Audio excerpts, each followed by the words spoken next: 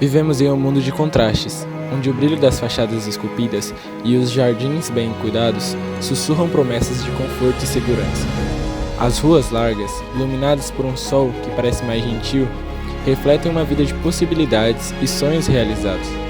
De um lado, o luxo, a opulência e a sensação de que tudo é possível, mas por trás dessa perfeição há outra face que precisa ser vista. Do outro lado, a luta silenciosa de quem busca viver um dia após o outro, entre ruas estreitas e paredes que guardam memórias de resiliência. As casas falam, elas contam histórias de conquistas, mas também de invisibilidade. E é nesse contraste que mora a verdade. Somos parte de um todo que não pode ser ignorado. A desigualdade está aqui, nos olhares, nos passos, nas vozes que ecoam pelos becos e avenidas. É hora de enxergar, de ouvir, de sentir, pois a mudança começa quando decidimos ver o que sempre esteve diante de nós. As imagens falam por si. De um lado, o brilho e o conforto, e do outro, a simplicidade e a luta constante. Essa diferença, que muitos veem como parte da paisagem, esconde histórias e desafios de milhares de pessoas. Para entender melhor como essa desigualdade impacta o cotidiano, decidimos ouvir diferentes vozes da comunidade. São essas pessoas que vivenciam, enfrentam e refletem sobre os reflexos dessa desigualdade, lutando para construir um futuro mais justo e digno. Agora, vamos ouvir o que eles têm a dizer. Agora estamos aqui com o professor Rafael, coordenador do curso de Técnico em Meio Ambiente, aqui no IFMT, Centro de Referência Jaciara. Professor, o que é desigualdade para você? Desigualdade é a desigualdade de acesso a algumas oportunidades que alguns grupos estão submetidos. Enquanto existem grupos que têm acesso a oportunidades e outros não, a gente está em uma situação de desigualdade. Isso já aconteceu com você? Desigualdade principalmente no acesso a condições de vida.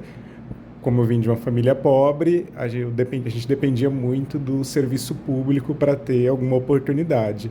E às vezes esse serviço não era de qualidade, né? Então isso propiciava uma situação de desigualdade em relação a grupos que tinham acesso ou a serviços privados ou algum tipo de serviço público de qualidade, o que não era o meu caso. Então eu era submetido a uma situação de desigualdade.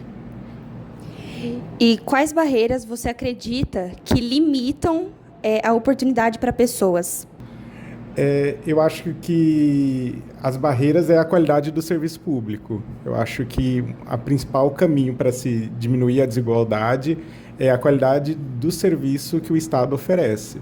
Então, quando o Estado se prontifica a oferecer um serviço público de qualidade, principalmente direcionado para a população mais pobre, ele está criando meios para que haja uma diminuição da desigualdade. E um dos exemplos é o IFMT. A gente tenta ofertar um serviço público de qualidade para que a gente possa diminuir as desigualdades sociais existentes aqui no Brasil.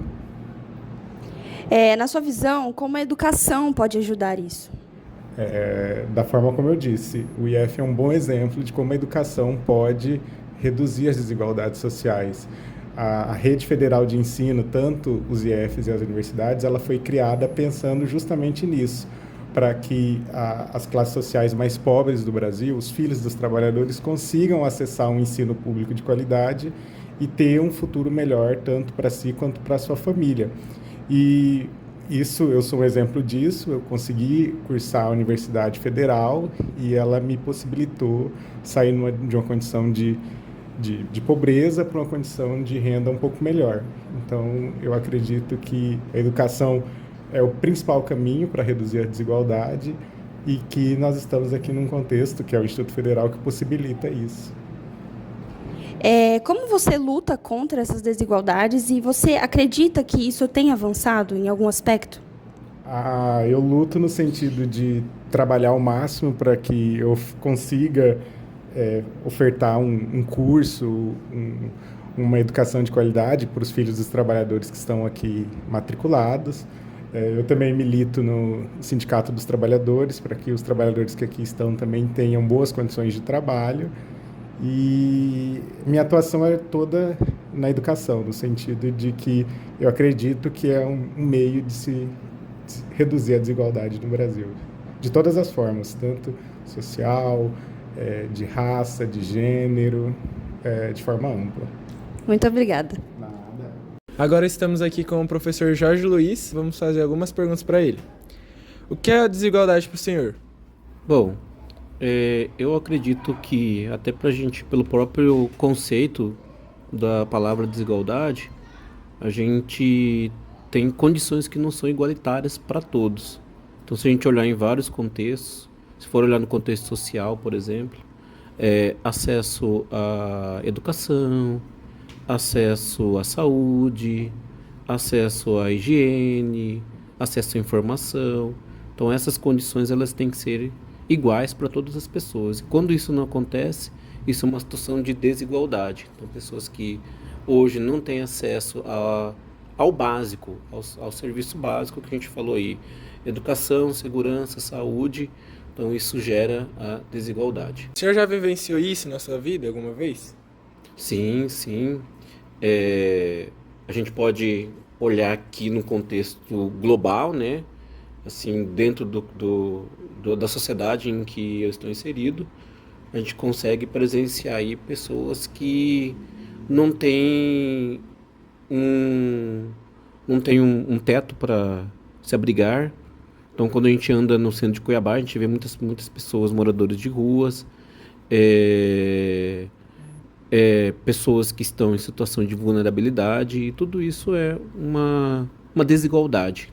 Então, tudo isso a gente acaba vivenciando a desigualdade. Quais as barreiras o senhor acredita que limitam essas oportunidades para pessoas negras, mulheres, que sofrem de desigualdade?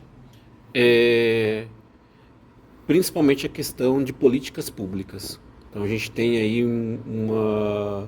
precisamos avançar em termos de políticas públicas, precisamos desenvolver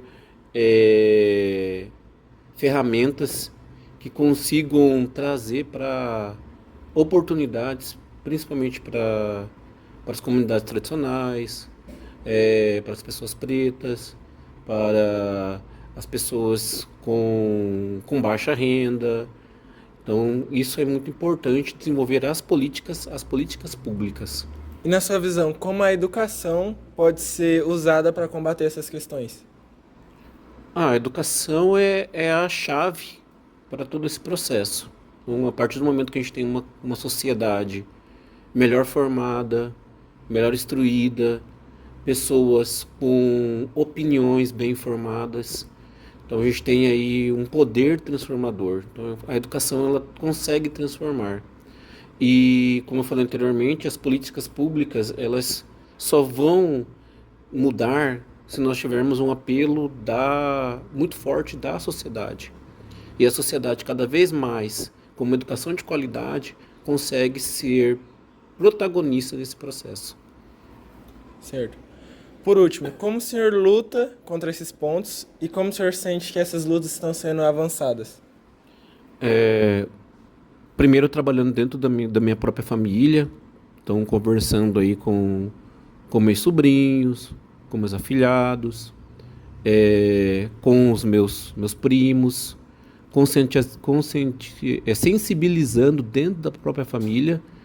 Depois, na minha função de professor, então tento trabalhar isso com os meus alunos também, essa questão de igualdade, a própria condição nossa de sermos aí profissionais pretos que estamos aí desenvolvendo aí o nosso trabalho. Então tudo isso é uma forma de poder mostrar para a sociedade que todos nós somos capazes e temos aí direito à igualdade e oportunidades.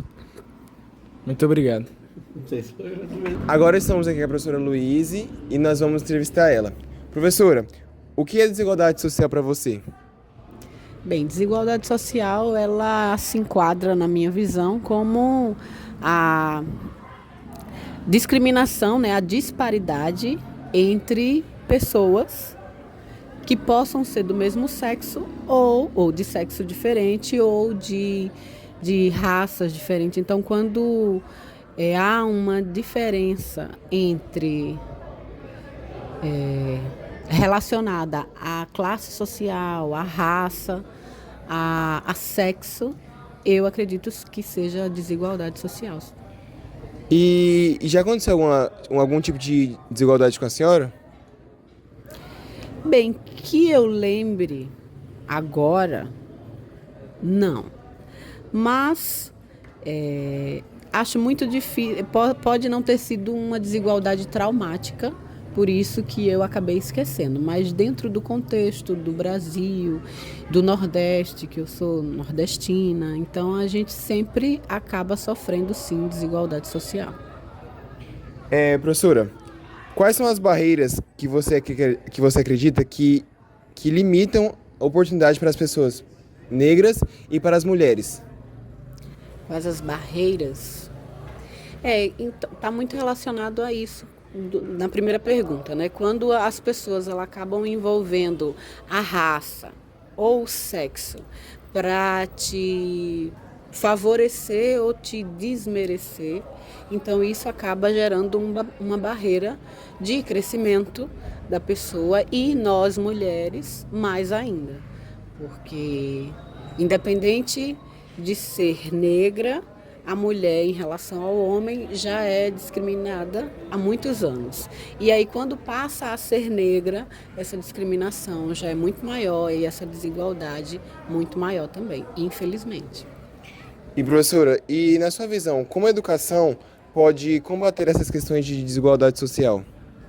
A educação ela tem um papel fundamental, porque é com a educação que a gente mostra para os alunos, para as crianças, adolescentes, jovens e adultos, que a cor não define a experiência e o conhecimento das pessoas, que o sexo não define. Então, eu posso ser negra, eu posso ser mulher, que isso não vai me diminuir em relação a um homem branco, né? Em relação ao conhecimento, à capacidade de dar aula e de entender as situações, de trabalhar. Então, isso tudo a gente consegue mostrar e disseminar com a educação, nas escolas, nas faculdades, nos grupos de estudos. Então, a educação ela tem um papel fundamental para dizimar, que é muito trabalhoso, mas de diminuir cada vez mais essa questão da discriminação social, racial e de gênero também. E para finalizar, como a senhora luta contra esses pontos e a senhora sente que está avançando a respeito desses aspectos?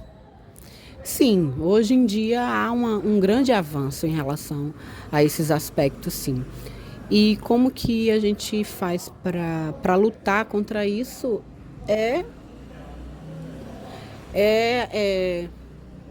saber usar o espaço, né? Eu, no caso, como professora, eu tento ao máximo usar a minha posição como professora para passar conhecimentos e mostrar que não há diferenças entre homem e mulher, entre mulher branca e mulher negra, entre homem branco e homem negro. Então, eu tento ao máximo passar nos meus conteúdos, nas minhas aulas, na minha relação com os alunos e com os professores, que não há essa diferença, que somos iguais, somos todos seres humanos, somos todos, eu tenho a minha religião, somos todos filhos de Deus, então não há por que discriminar e separar por cor ou por etnia. Muito obrigado. Eu que agradeço. Estamos aqui com a professora Keila, nossa professora de Educação Física. Professora, o que é desigualdade para a senhora? Desigualdade para mim é você olhar para pessoas ou para oportunidades com nivelamento diferente. Por exemplo, olhar para uma pessoa e dizer você pode isso, você não pode aquilo, você é mais capacitada que uma pessoa ou não, você não tem acesso a determinados lugares. Então, acho que a desigualdade ela pode ser física, ela pode ser financeira, ela pode ser racial, ela pode ser social, ela pode ser religiosa, né? A gente sabe que tem religiões mais prestigiadas que outras. É nesse ponto, quando você olha ou um indivíduo ou grupos e nivela esses grupos de alguma forma, assim. A senhora já sofreu algum tipo de desigualdade? A vida inteira. A vida inteira. O tempo todo. Em vários lugares. Quais as barreiras que você acredita que limitam as oportunidades dessas pessoas? As que eu coloquei para você, as barreiras de raça, de gênero, as barreiras sociais, as barreiras religiosas, dependendo do contexto ou da pessoa. Mais ou menos isso. As barreiras familiares, por exemplo, se você pegar uma família mais estruturada e tradicional e pegar, às vezes, uma família menos estruturada, né, que tem questões sociais envolvidas. Geralmente essas barreiras elas estão muito juntas, elas trabalham muito juntas. Só que eu acho que a gente, faz um tempo, a gente está tentando discutir elas de forma separada, né, de nomeá-las de uma maneira mais eficaz e tentar entender elas até para vencer essas barreiras de alguma forma, né? Então, mas classe, raça, gênero é uma coisa que é desigual desde que a história do mundo é mundo, entendeu? Na visão da senhora, como a educação pode ser usada para combater essas questões de desigualdade?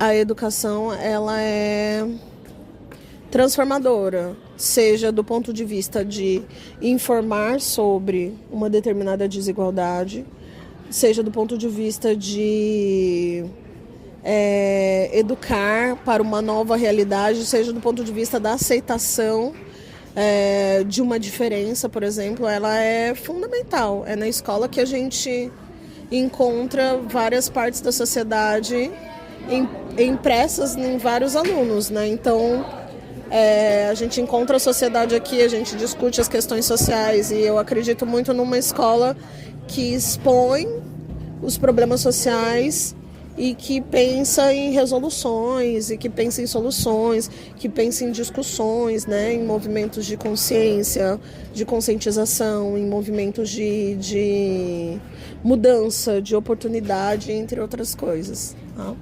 Por exemplo, o Instituto Federal é uma escola feita para pessoas pobres, né? É uma educação pública de qualidade que surgiu com uma ideia de oferecer os ofícios que olha para a classe dos trabalhadores, né?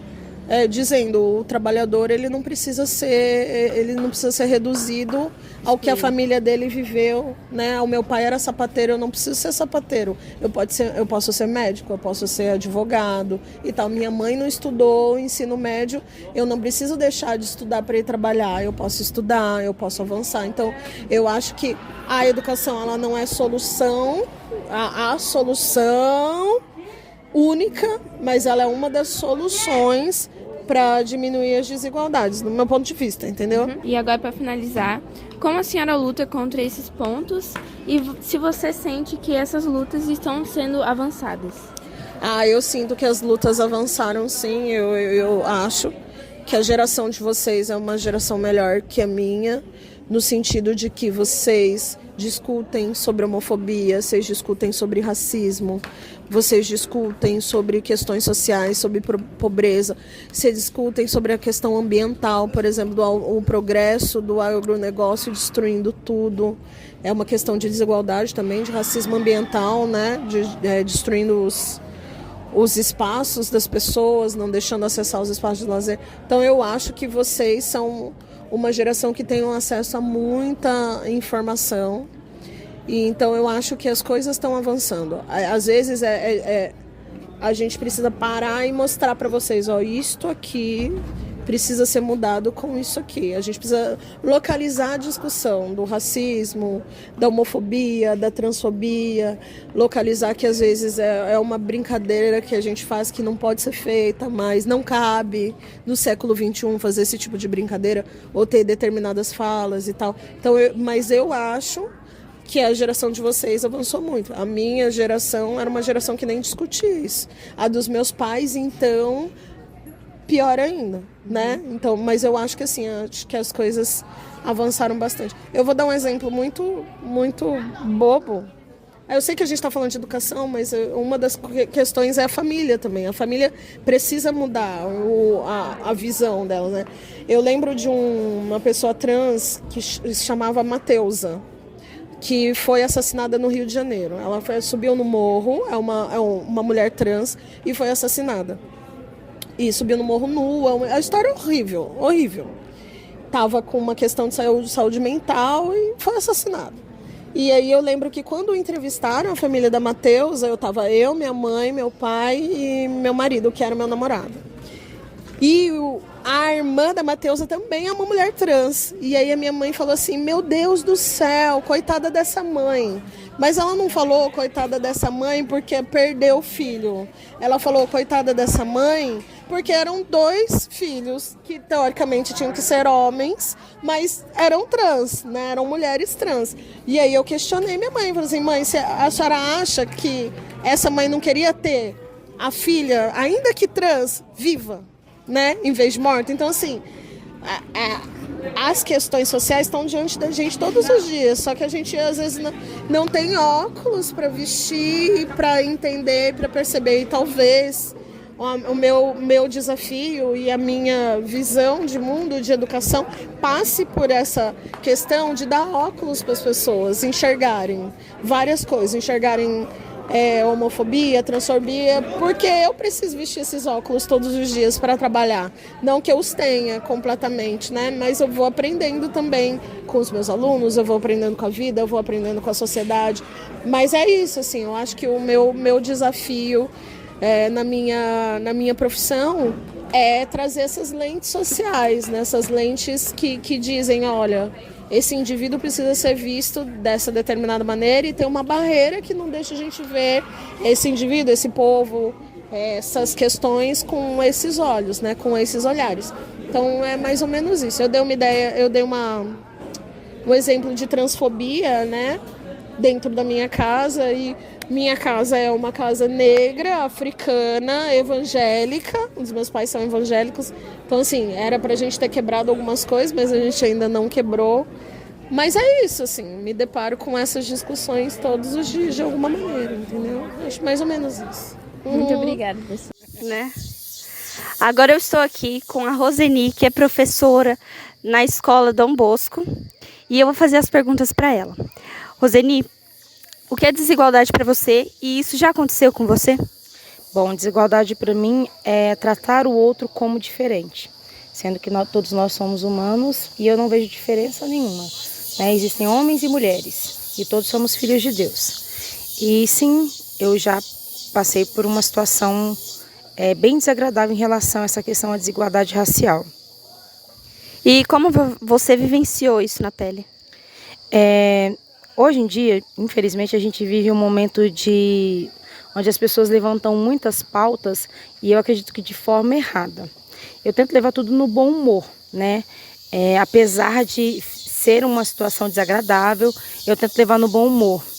Em 2 episódios, assim, rapidamente, eu vou falar de uma senhora quando eu comecei um processo de transição, que no período eu alisei o cabelo. Ela chegou em mim e falou para mim, não, seu cabelo assim não fica legal, você deveria alisar o seu cabelo de novo. Eu falei assim, tudo bem, mas eu que vou cuidar, então tá tudo bem.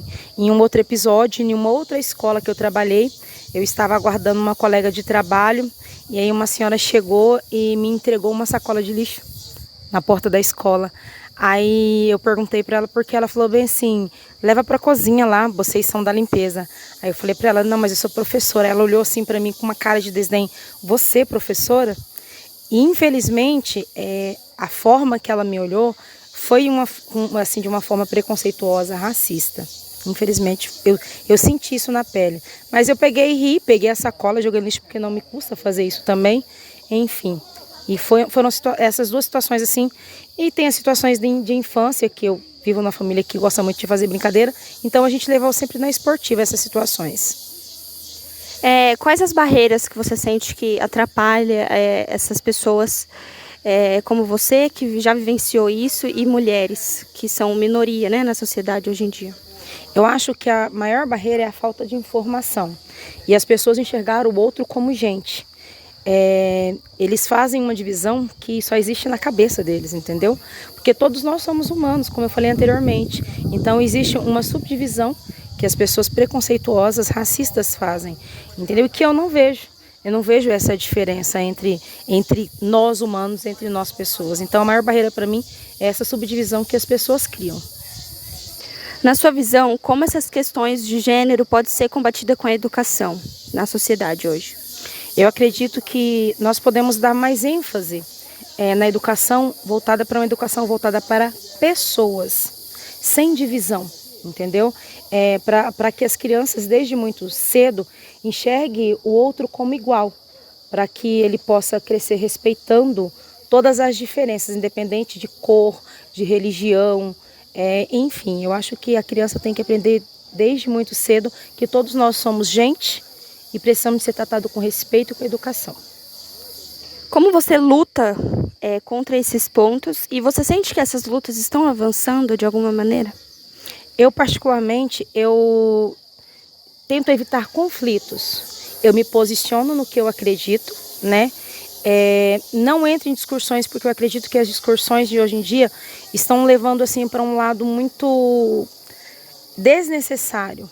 Acontecem brigas, acontecem discussões assim que tomam proporções gigantescas e que são desnecessárias. Seria mais fácil sentar, conversar, resolver. Não gosto, não concordo. Mas eu acredito sim que tem avançado, essas lutas têm avançado, muitas pessoas têm alcançado os seus objetivos, mas é um processo lento e que a gente não pode desistir, é uma ação contínua. Muito obrigada. E por fim cresci de insulto em insulto, eu me vi como um adulto, culto, pronto pra o que mesmo, já nem sei. Olho e não encontro, penso se eu não fui um tonto de acreditar no conto do vigário que escutei. Não tem carro me esperando, não tem mesa reservada, só uma piada sem graça de português. Não tem vinho, nem champanhe ou taça, só um dedo de cachaça e